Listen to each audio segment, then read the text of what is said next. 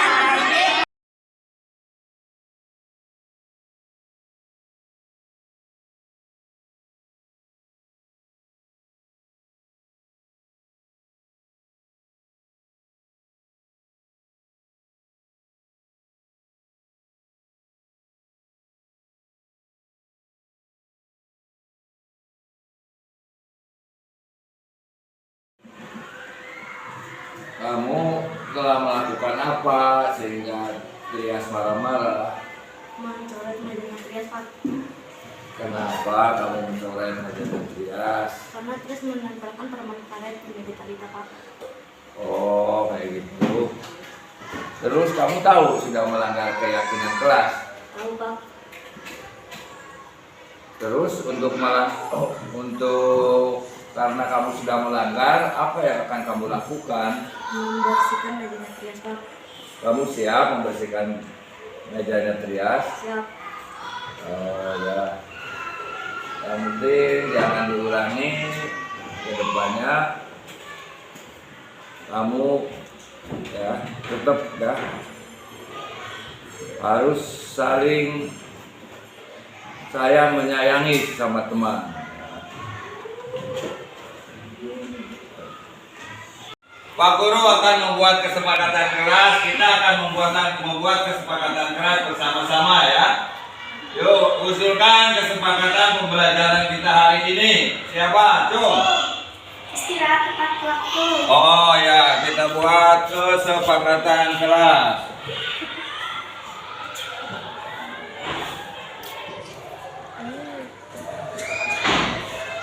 Istirahat.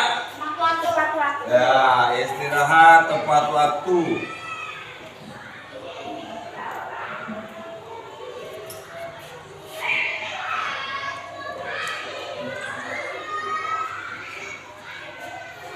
Ada lagi?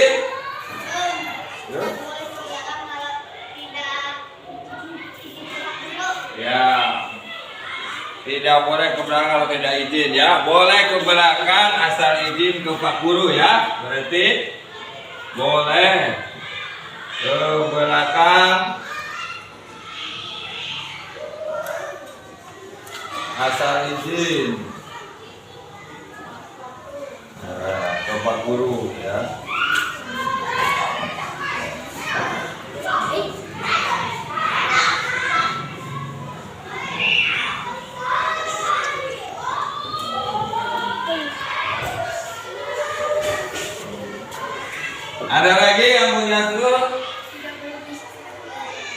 Tidak boleh? Ya, tidak boleh berisik saat pelajaran. Bagus ya. Tidak boleh berisik ya. Atau rame saat pelajaran.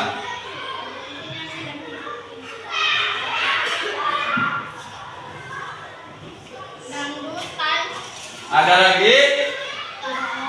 Tidak ada? Tidak. Ya, itu kesempatan kelas kita sebelum pembelajaran yang harus kamu taati ya. Ya, Pak Guru juga akan nanti pas istirahatnya tepat waktu. Terus kamu boleh ke belakang, tapi asal izin. Dan tidak boleh berisik atau ramai saat pelajaran ya. Jadi kamu fokus saat pelajaran. Ya, mari kita mulai pelajaran ini. Kamu sepakati apa yang telah kamu pelajaran.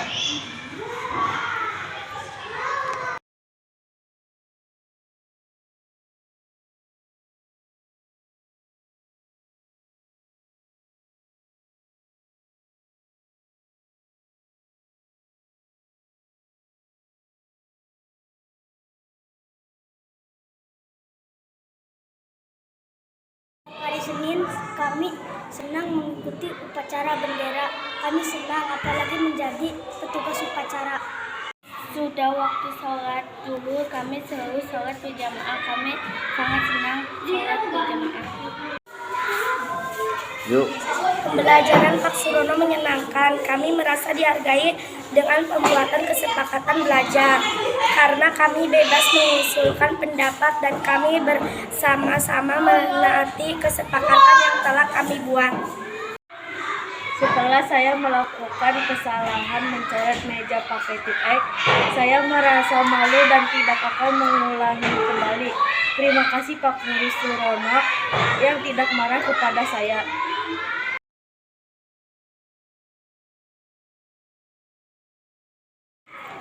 Saya sangat senang sekali bisa menerapkan budaya positif di kelas saya. Terus saya juga senang bisa berbagi dengan rekan guru tentang ilmu yang telah saya dapatkan di pendidikan guru penggerak ini. Mudah-mudahan dengan sekolah kami akan menerapkan budaya positif ini, kita akan menjadi sekolah yang maju dan lebih baik lagi. Terima kasih.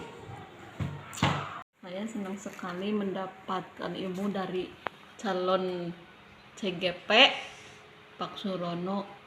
Terima kasih atas ilmunya, semoga bermanfaat untuk masa depan tentang sekolah kita. Ya, terima kasih untuk Bapak Surono, calon CGP Angkatan 10 atas ilmunya yang telah diberikan kepada kita semua. Semoga dari arahan tersebut sekolah kita bisa lebih maju, bisa lebih sukses lagi dalam menangani siswa-siswa di sini. Terima kasih Pak. Terima kasih ilmunya Pak Surono atas kemarin arahan dari CGP Angkatan 10. Semoga ilmunya bermanfaat kepada teman-teman semua. Sukses dan sukses selalu.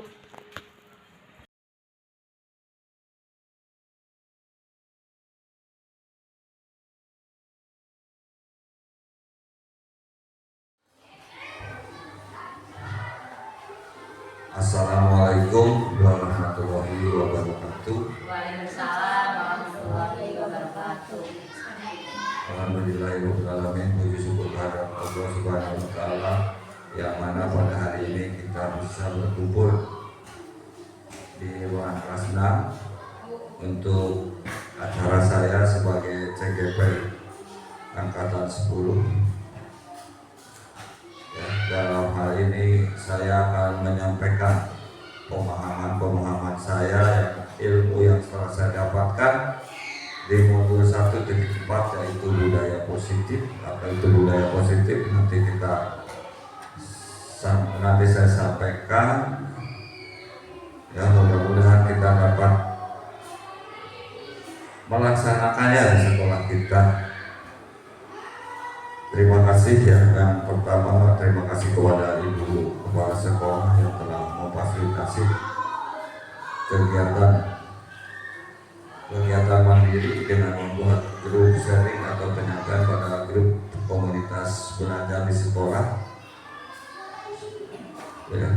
Terus juga terima kasih kepada rekan-rekan guru untuk waktunya bisa menghadiri acara saya ini dan bisa mendukung, membantu, dan mari kita bersama-sama menciptakan budaya positif di sekolah kita agar sekolah kita bisa lebih baik, lebih maju, dan lebih berprestasi lagi.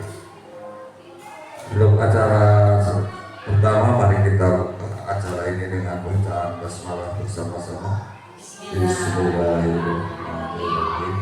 Untuk acara yang kedua, sambutan dari Ibu Kepala Sekolah kepada Ibu Sri Kusrini SPD, kami persilakan.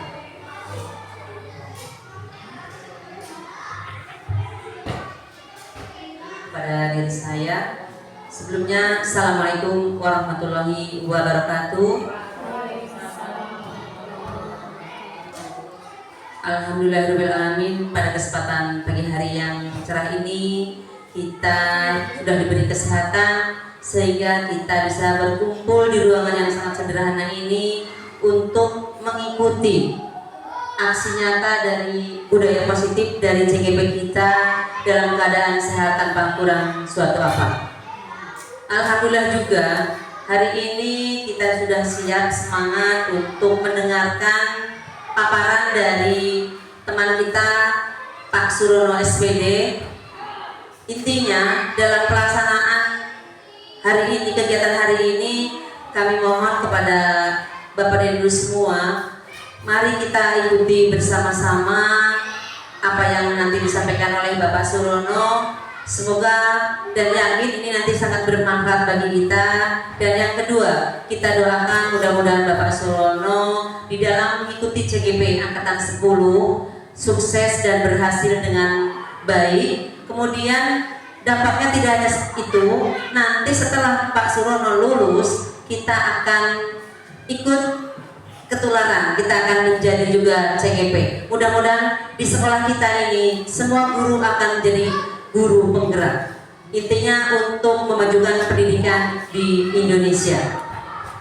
Kemudian dalam aksi nyata modul 14 budaya positif ini, insya Allah nanti Pak Rono akan menjelaskan, dan mari kita simak bersama-sama. Mungkin dari kami cukup sekian, kurang lebihnya mohon maaf. Akhir qoli, wassalamualaikum warahmatullahi wabarakatuh. Waktu kami serahkan pada Pak Surono. Kepala Sekolah atas sambutan dan dukungannya terhadap kegiatan saya akan menyampaikan ya aksi nyata budaya positif, yaitu kegiatan mandiri membuat grup pimpinan kecil atau grup sharing. Saya membagikan ke grup sekolah sharing saja ya. Budaya positif ini apa sih? Budaya positif nanti kita ini. Terus yang pertama kita akan berubah paradigma belajar ya. Banyak orang yang berpikir ya, mari kita ubah paradigma atau pemikiran kita bahwa ilusi ya, guru mengontrol murid ya, guru bisa mengontrol murid ya, itu ilusi, bohong ya, tidak nyata. Yang kedua, ilusi bahwa semua penguatan positif efektif dan bermanfaat, itu juga tidak nyata. Ilusi juga bahwa kritik dan membuat orang merasa bersalah dapat menguatkan karakter. Dan ilusi juga bahwa orang dewasa memiliki hak untuk memaksa. Itu semua adalah ilusi. Karena apa? Alasannya adalah sendiri. Ilusi guru mengontrol murid ya, bisa mengontrol murid ya. Pada dasarnya kita tidak dapat memaksa murid untuk berbuat sesuatu jika murid tersebut memilih untuk tidak melakukannya. Walaupun tampaknya guru sedang mengontrol perilaku murid, Hal demikian terjadi karena murid sedang mengizinkan dirinya dikontrol.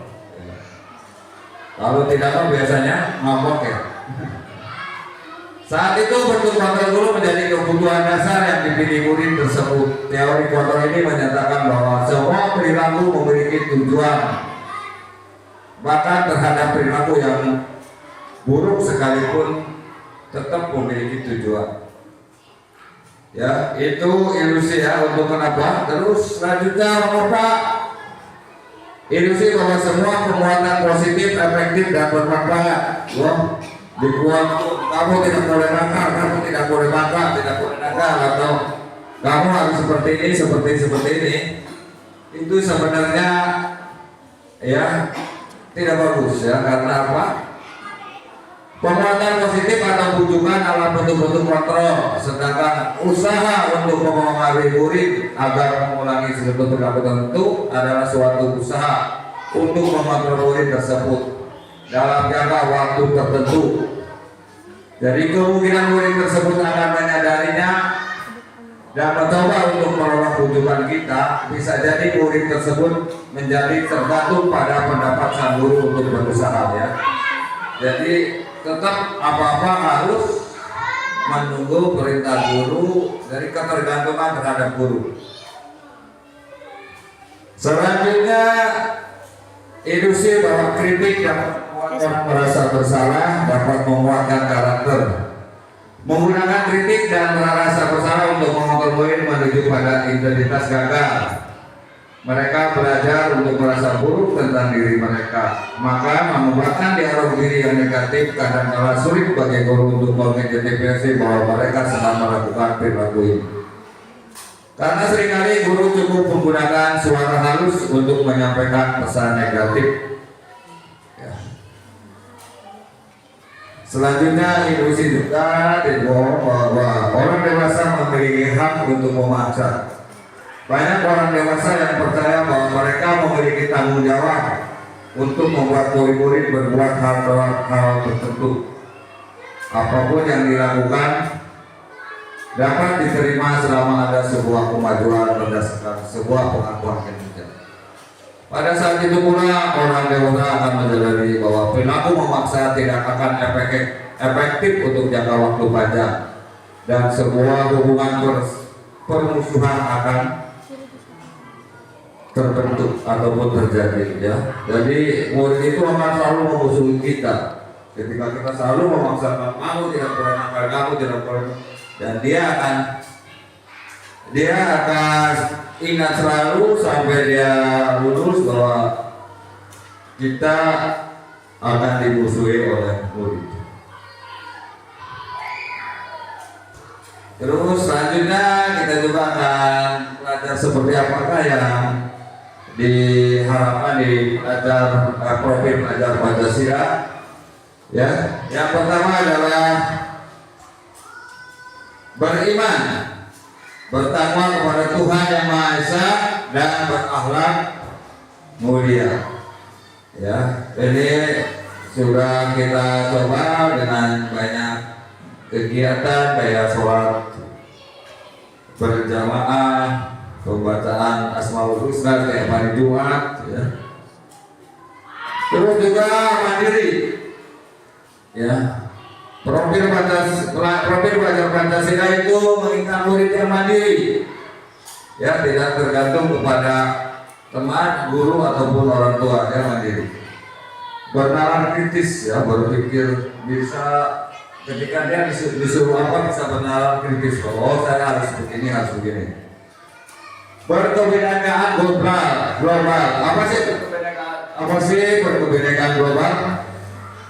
Hah? Bu Tuti pengen tahu berkebinekaan global? Bu Kori, berkebinekaan global siapa? Ya, berkebinekaan global itu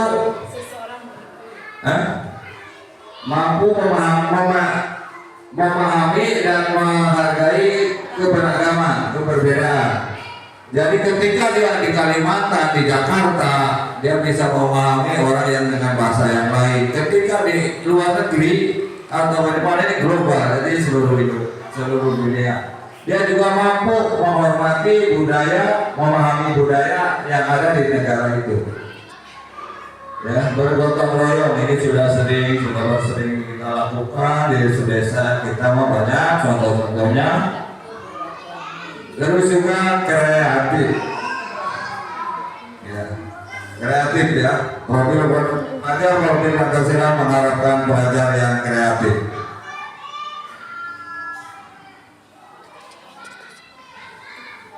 Sikap murid seperti apakah yang diharapkan dan ada pada diri murid-murid kita? Kita ingin sekali membuat murid kita ataupun murid kita seperti mempunyai sikap yang toleransi, rasa hormat, integritas, ya, mandiri, menghargai, antusias, ya. Antusias, semangat ya, empati atau peduli, keingintahuan, kreativitas, ya, kerjasama, percaya diri dan komitmen. Komitmen siapa bu? Ya kesepakatan betul ya, ataupun ya ketika disuruh siap menepati ya, mau ya, komitmen terus tanggung jawab itu ke arah komitmen itu ke arah tanggung jawab ya.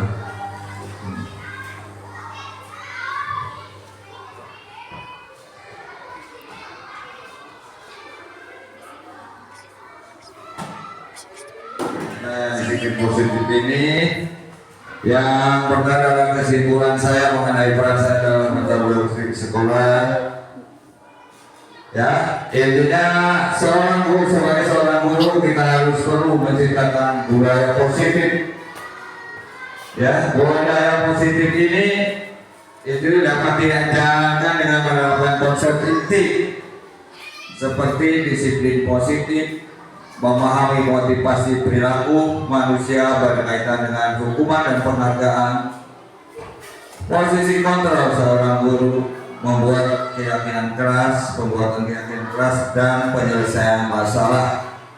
Ini sebagai guru kita harus mampu menciptakan budaya positif. Ya, ini budaya positif yang diharapkan seperti ini.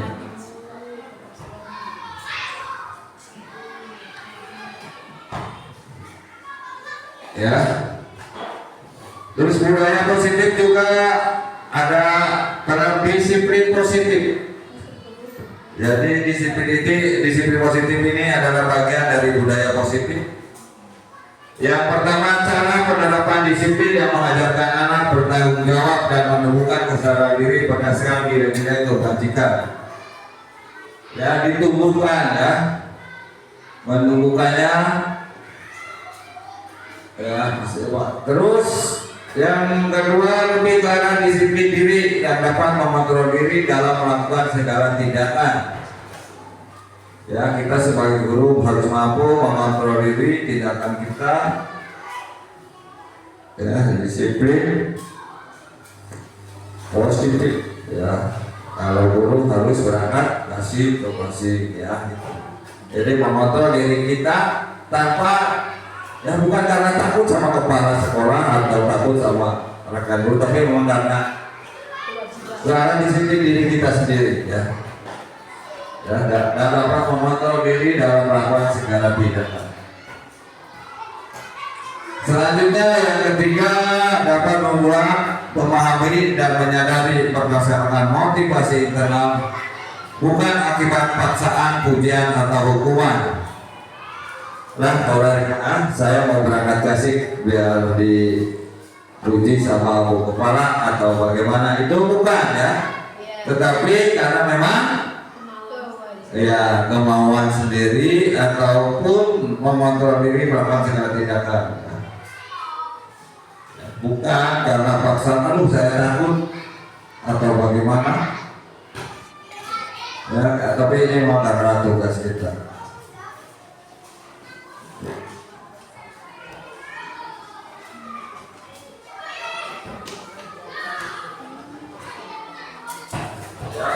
selanjutnya juga motivasi perilaku kita mempunyai perilaku melakukan sesuatu, murid melakukan sesuatu itu karena apa? Ya, yang pertama untuk menghindari ketidaknyamanan atau hukuman. Ya, saya kalau tidak dimasukkan ke bajunya tidak dimasukkan ke celana, saya takut dihukum, takut dimarahi, itu sebenarnya masalah. Ya, yang betul itu karena memang dia sadar bahwa ini adalah sudah ya peraturan ataupun keyakinan keras yang sudah ditetapkan, keyakinan sekolah yang sudah ditetapkan di sekolah kita. Terus untuk mendapat imbalan penghargaan dari orang lain. Jadi disiplin ini ya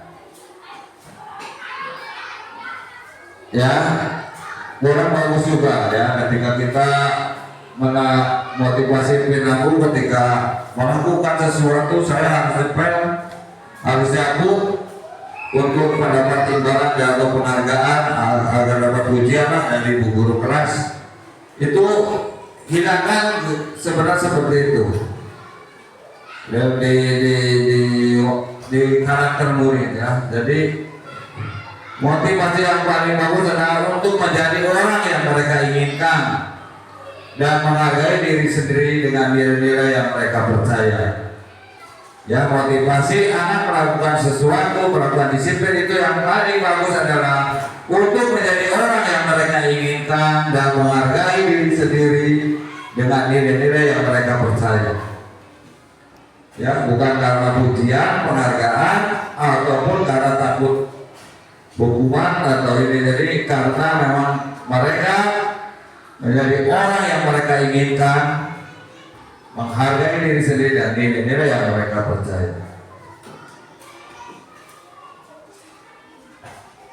Jadi motivasi perilaku itu motivasi yang paling bagus adalah motivasi yang dari internal. Internal siapa? Ya, dari dalam diri sendiri. Betul Siti ya. Ya, untuk menjadikan orang yang mereka inginkan dan menghargai diri sendiri dengan nilai-nilai yang mereka percaya. Ya, itu ini karena ini motivasi itu keluar dari diri sendiri, bukan dari guru kelasnya atau bukan dari kepala sekolahnya. Selanjutnya hindari hukuman dan pemberian penghargaan berlebihan. Untuk meminimalisir motivasi eksternal dalam diri murid. Ya, motivasi eksternal berarti yang penghargaan, pujian ataupun hukuman itu motivasi eksternal. Ini yang masuk ke internal adalah motivasi ya dari diri sendiri berupa untuk menjadi orang yang mereka inginkan. Memang saya ingin seperti ini, pengen jadi anak seperti itu, dan nilai-nilai yang mereka percaya.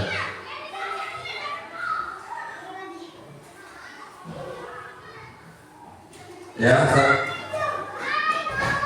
posisi kontrol guru ya. Kita sih sebagai guru posisinya seperti apa? Ya, ada penghukum, ada sebagai teman, ada sebagai pembuat rasa bersalah, ada juga pemantau, ada juga sebagai manajer. Ya, Ibu Titi sering di posisi yang mana? Ya, ketika anak berbuat salah, teman, karena kita menganggap anak itu kayak anak sendiri. Ya, teman. Terus Bu Kori pernah membuat rasa bersalah sebagai orang itu? Ya, itu contohnya seperti apa? Contohnya anak-anak yang sering kita lagi mengajar tapi anak sendiri ya saya. Ya. Saya marahin, saya sih saya bilangin biar anak itu nggak bermain sendiri terus. Ya, Dan dia itu merasa bersalah langsung diem kan, langsung perhatikan kita. Iya, bagus sekali ya. Sebenarnya semua posisi kontrol bagus ya. Ada penghukum, ya. Kita hukum, ketika anak berbuat salah kita hukum. Cuma untuk penghukum ini sudah tidak relevan lagi ketika anak salah kita suruh keliling lapangan 20 kali atau bagaimana nanti malah semaput, malah pingsan. Ya, sebagai teman ini juga bagus, jadi menganggap bahwa kulit juga teman, memantau, kita hanya memantau, melihat. Ya. Tapi yang paling bagus adalah sebagai manajer. Bagaimana kenapa harus jadi manajer kita? Ya. Posisi kontrol Pemos adalah sebagai manajer. Manajer guru berbuat sesuatu bersama murid. Mempersilahkan murid mempertanggungjawabkan perilakunya, ya, dipanggil. Dan mendukung murid agar dapat menemukan solusi atas permasalahannya sendiri. Posisi manajer mengacu pada restitusi yang dapat menjadikan murid sebagai manajer bagi dirinya sendiri sehingga tercipta identitas positif berhasil pada diri murid. Identitas ya positif. Jadi sebagai manajer kita mempersilakan muridnya kita panggil, kita tanya-tanya, kamu salah apa enggak. Setelah salah nanti kita akan belajar di restitusi awal berikutnya. Posisi manajer atau pada restitusi yang dapat menjadikan murid, ya, ini di sini sebagai manajer bagi dirinya sendiri.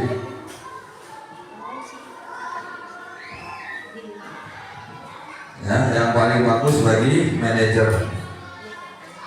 Keyakinan kelas. Apa sih keyakinan kelas sekolah atau keyakinan kelas? Keyakinan kelas adalah kesepakatan guru, keyakinan sekolah adalah kesepakatan guru, murid, dan kepala sekolah semua tentang nilai-nilai kebajikan atau nilai-nilai universal, nilai-nilai kebajikan yang sudah disepakati bersama, seperti bahwa tidak boleh berkelahi, berangkat gasing, tidak boleh menyontek. Itu adalah universal, nilai-nilai kebajikan yang harus kita sepakati. Ini keyakinan sekolah.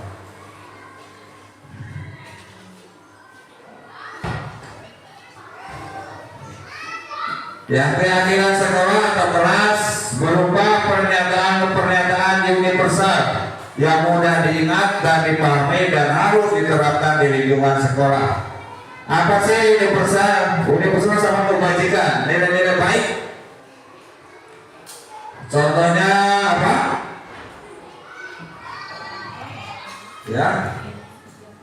Ya, tidak boleh bolos, ya. Tidak boleh coret-coret. Ini sudah kita sepakati bahwa tindakan itu adalah salah. Pernyataan itu yang harus diingat dan diketahui. Ya, keyakinan keras.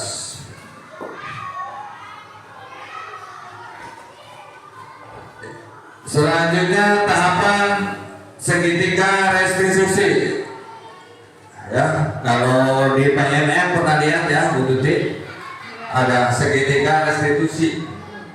Ya, nanti biar bisa ngisi belajar sama Pak Surono ya. Oke, siap. Tahapan segitiga restitusi ya. Apa sih segitiga restitusi? Adalah yang pertama menstabilkan identitas, validasi tindakan yang salah, dan menanyakan keyakinan. Ya, ini tahapan ketika anak berbuat salah ataupun guru ini nanti kalau guru nanti Pak Kepala Sekolah, Ibu Kepala Sekolahnya yang membuat tahapan segitiga restitusinya. Yang pertama adalah menstabilkan identitas. Dilakukan berdasarkan prinsip bahwa membuat kesalahan adalah bagian dari proses pembelajaran. yang nantinya akan mengubah identitas gagal ke arah identitas sukses. Ya, jadi menstabilkan identitas tampaknya seperti ketika kita memanggil anak, ketika ada anak berantem ataupun ketika anak berbuat salah kita panggil. Panggilan bagaimana? Ini Bu Titi mungkin sering sekali menangani masalah-masalah anak. Sebenarnya harusnya mah kita panggil menstabilkan ya. Ini untuk menstabilkan identitas. Jadi jangan sampai dia itu merasa bersalah sekali dia panggil kita. Individu. Sebenarnya bahasanya yang paling bagus adalah ya semua orang pernah berbuat salah ya. Ya terus apa? Tidak ada manusia yang sempurna. Ya semua pernah berbuat salah. Kalau terus ketika ada ini Pak Guru juga pernah melakukan hal seperti itu. Terus ya ini untuk menstabilkan identitas dia. Bisa juga dengan kalau saya seperti kamu mungkin saya juga akan seperti itu. Itu juga untuk menstabilkan identitas. Dia tidak merasa takut, tidak merasa bersalah.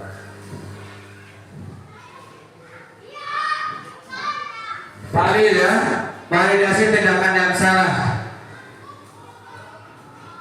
Ya, validasi tindakan yang salah dilakukan berdasarkan prinsip bahwa setiap perilaku berupaya memenuhi suatu kebutuhan tertentu, sehingga guru atau orang tua akan bergeser dari pemikiran stimulus respon menjadi proaktif, serta lebih mengenali dan mengakui kebutuhan anak.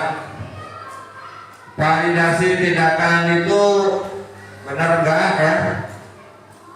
Jadi kita bisa ketika anak berbuat salah kita bisa menanyakan ke anak tersebut apa yang telah kamu lakukan ya.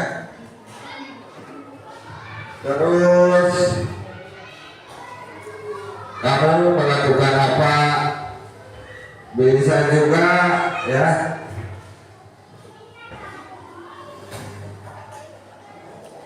Bisa juga nanyakan kepada yang kamu telah melakukan apa ke teman yang berantem kalau berantem itu ya intinya dipalingkan, ditanyakan secara langsung proses kejadian dan mengapa dia bisa melakukan itu ya. Ini pasti validasi tindakan yang salah. Selanjutnya yang ketiga, segitiga yang ketiga adalah menanyakan keyakinan. Menanyakan keyakinan ada dilakukan dengan memberi pertanyaan-pertanyaan bermakna kepada siswa untuk memunculkan motivasi intrinsik sehingga mampu mengaitkan keyakinan dengan tindakan yang salah. Yang motivasi intrinsik atau motivasi dalam diri murid. Menanyakan keyakinan ya. Contohnya, ini contoh. Contohnya adalah kamu apakah kamu tahu berbuat salah?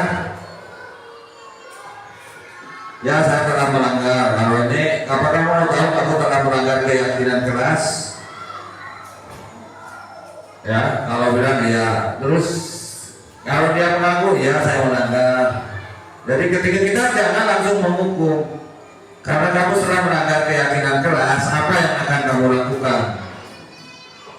Ya, langsung menanyakan lagi ke anak itu. Jadi kita tidak menentukan hukumannya, tetapi anak yang menentukan ya anak hukumannya. Ini menanyakan keyakinan. Ketika anak tidak pikir, besoknya kita panggil ya, kita panggil kenapa tidak pikir, dia mungkin pengen pulang, pengen kemana, terus ya karena salah ya pertama kali menanyakan keyakinan dulu, terus setelah itu ketika menanyakan keyakinan, kamu tahu kamu sudah melanggar? Iya. Ya, saya melanggar. Terus karena kamu sudah melanggar, kamu pengen untuk mempertanggungjawabkan apa yang telah kamu lakukan, kamu mau apa? Oh ya, saya mau nyapu semuanya oleh saya, besok yang lain nggak nyapu atau bagaimana? Jadi anaknya menentukan hukumannya sendiri. Ya. Itu keyakinan, ya. Mari kita coba untuk membuat suatu ada permasalahan. Kita sebenarnya perlu juga membuat sebuah keyakinan sekolah ataupun keyakinan kelas dengan poster, ya, bahwa hal yang kita yakini bahwa tidak melanggar, agar anak juga kita tahu apa yang telah kita sepakati. Selanjutnya kita akan mencontohkan tadi kasus tentang ketika anak berantem di kelas, apa yang akan kita lakukan menggunakan segitiga restitusi. Coba Bu Tuti, jadi mana deh?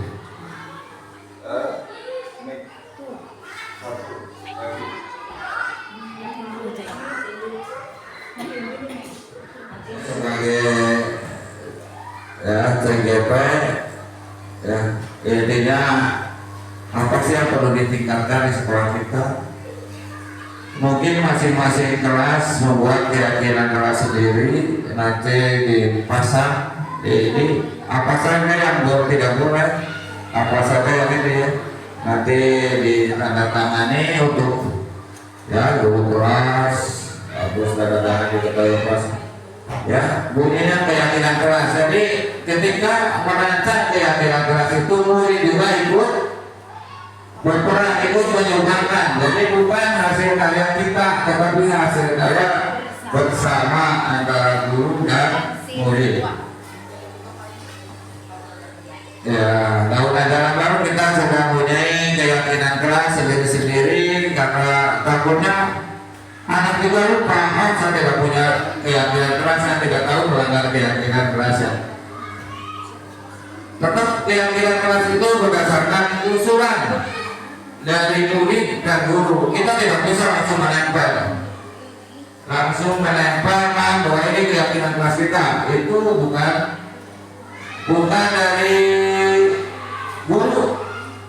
dari guru, tetapi hasil kesepakatan bersama antara murid dan murid.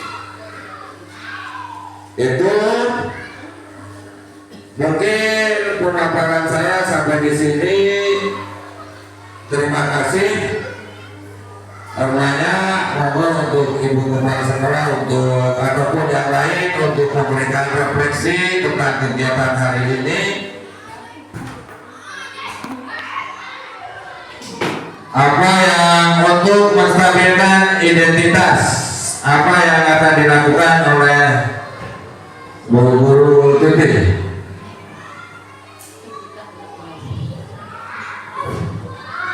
Untuk menstabilkan identitas saja dulu. Ya, jadi untuk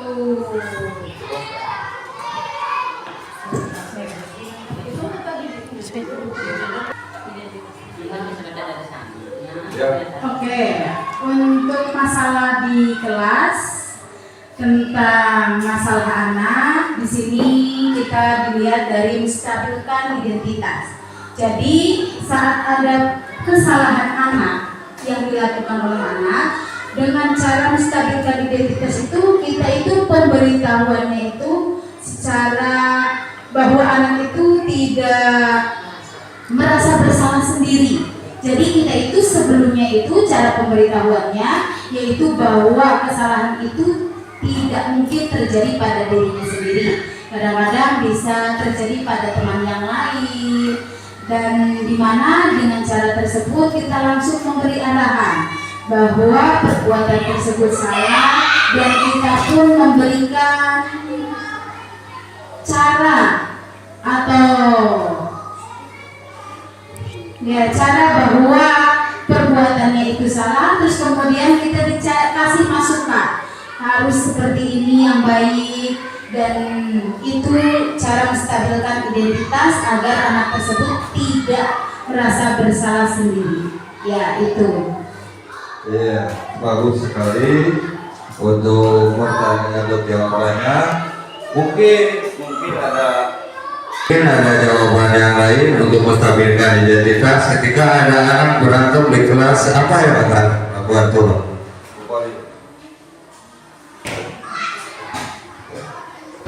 Menstabilkan identitas itu dapat dilakukan dengan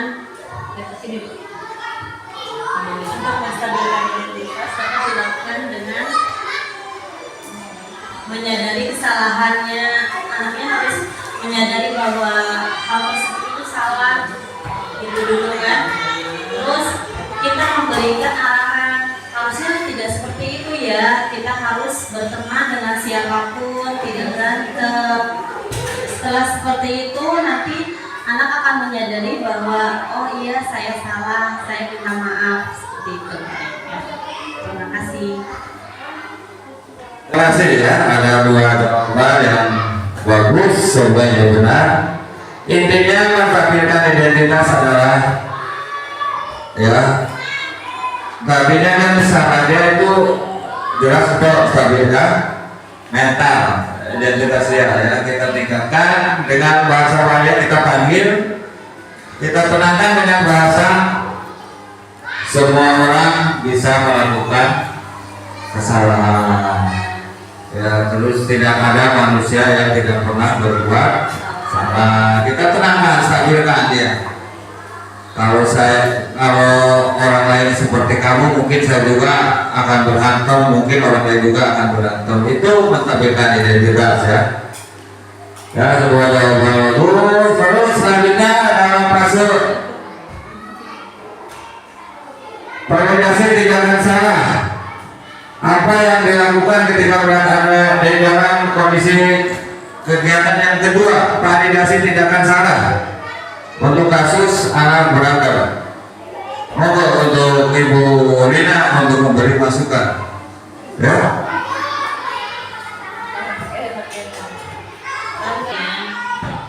Yang ketika anak melakukan kesalahan, tentunya kita tidak boleh langsung menghakimi. Yang kita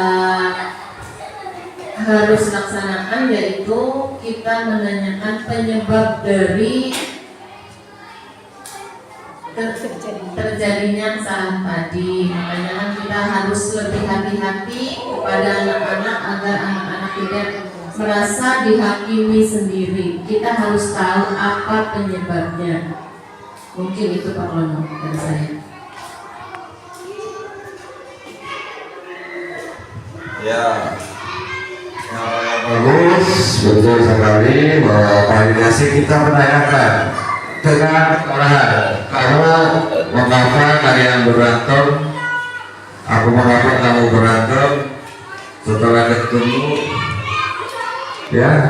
Jadi jelas di situ ada permasalahan, kita validasi, dipalikan sebenarnya masalahnya seperti apa, mengapa dia bisa berantem, ya. Jadi kita tahu penyebab dia melakukan kesalahan atau melakukan melanggar disiplin yang positif itu.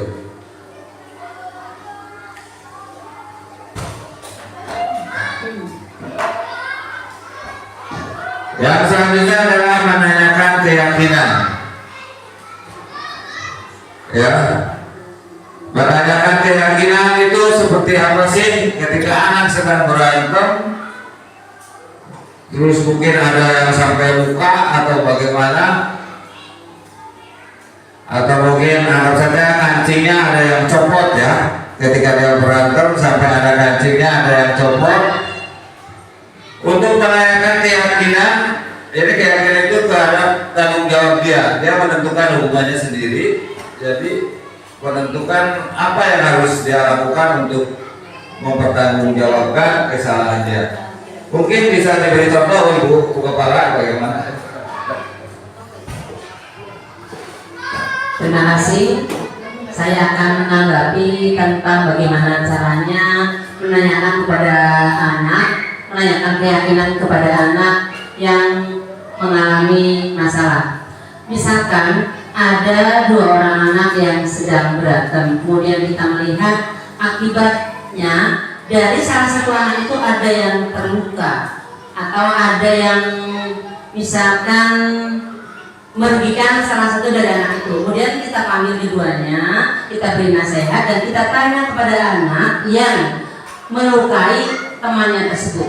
Misalkan temannya sampai adu baku hantam sampai ininya ada memar, kemudian ada misalkan dari pakaiannya ada yang robek dan sebagainya. Nanti kita tanya, nih hasilnya seperti ini.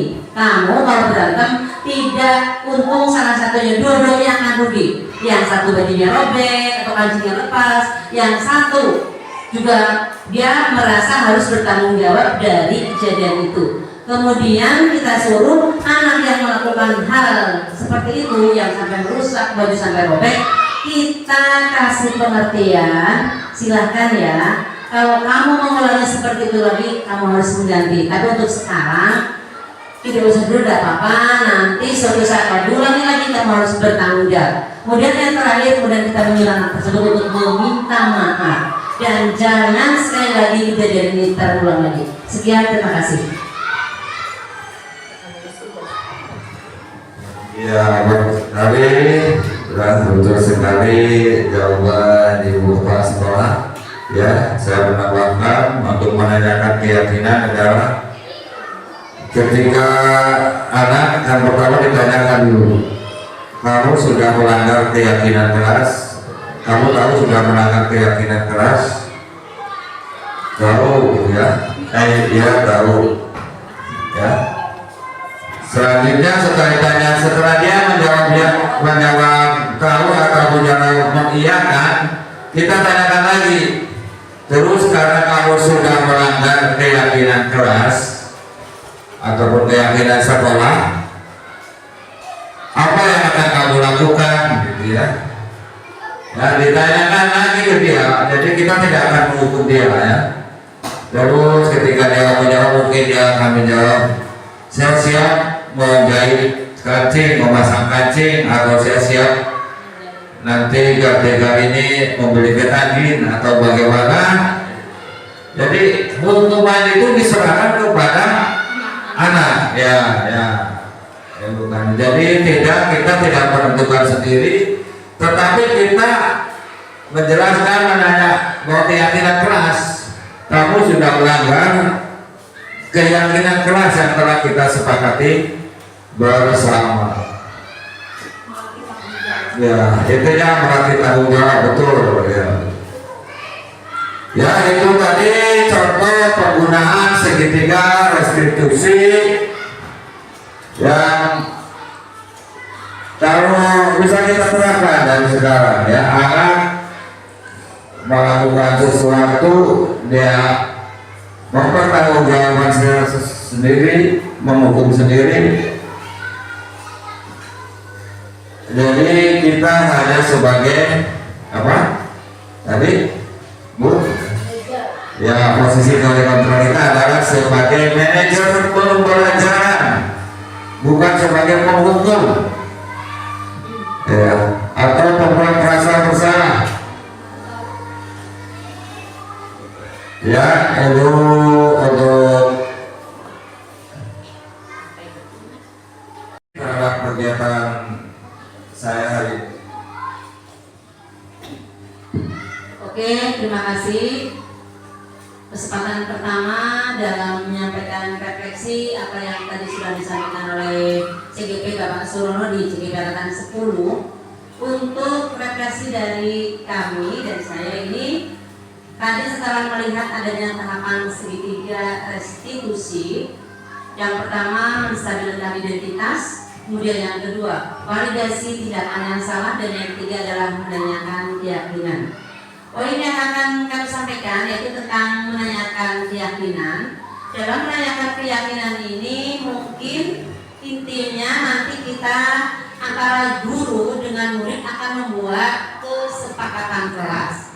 Kesepakatan kelas itu dibuat oleh guru dan murid, sehingga apa isi dari kesepakatan kelas itu merupakan sudah hal yang sepakat antara guru dengan siswa. Jadi hal itu tidak akan ada pelanggaran. Ketika ada pelanggaran, jadi siswa itu tahu, oh ini kesepakatan saya seperti ini, saya harus seperti ini. Mungkin seperti itu. Dan diharap ke depan ini kita di bulan Juni, sebentar lagi kita ke tahun pelajaran baru. Kami mohon untuk guru-guru kita semuanya dari kelas 1 sampai kelas 6 kita akan melaksanakan apa yang tadi disampaikan oleh Bapak Surono dalam budaya positif. Nanti kita diharapkan semuanya bisa membuat kesepakatan kelas dari masing-masing kelas.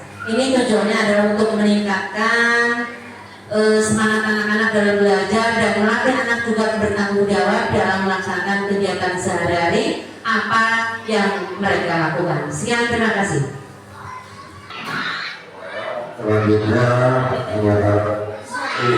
dari pembelajaran kali ini kepada Ibu Bupati, silakan dan ada refleksi tentang apa sih yang sebenarnya saya dapat ilmu apa, silakan untuk pembelajaran kali ini.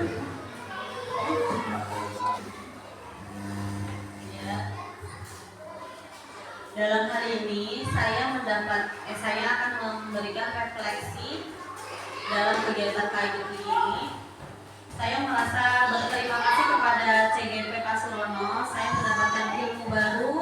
Saya juga mendapatkan oh seperti itu ya, harusnya seperti itu. Misal kayak tadi memberikan hukuman kan, biasanya kan guru langsung memberikan hukuman kalau ada yang melakukan kesalahan. Ternyata harusnya menanyakan dulu, kita mengarahkan anaknya dulu, seperti itu. Mungkin dari saya cukup sekian, terima kasih Pak Surono. Terima kasih, itu refleksi dari Bapak, dari Ibu guru semua. Saya juga merasa bahwa ya kita sekolah kita ya masih perlu memperbaiki diri untuk menjadi sekolah yang merdeka, ya, yang menggunakan kurikulum kita yang menghasilkan tadi pelajaran profil Pancasila ya yang sangat kita inginkan. Selanjutnya saya akhiri kegiatan saya